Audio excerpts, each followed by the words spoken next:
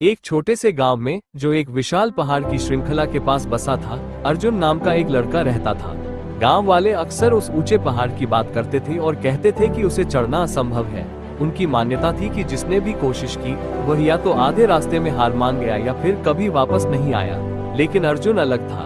वह मानता था कि अगर किसी में दृढ़ संकल्प हो तो कोई भी चुनौती असंभव नहीं है। एक दिन उसने घोषणा की, मैं इस पहाड़ पर चढ़ूंगा और साबित करूंगा कि इसे चढ़ा जा सकता है। गांव वाले हंस पड़े।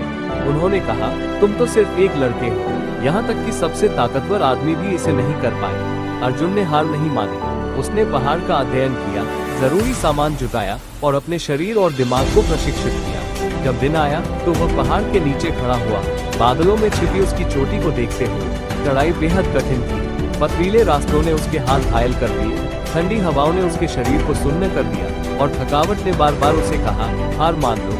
लेकिन जब भी वह गिरता, उसे अपना उद्देश्य याद आता।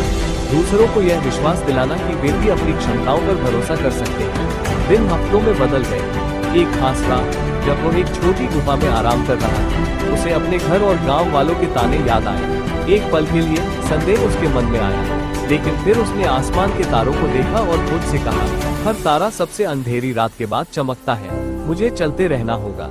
आखिरकार अथक प्रयासों के बाद अर्जुन ने चोटी पर पहुंचकर विजय प्राप्त की।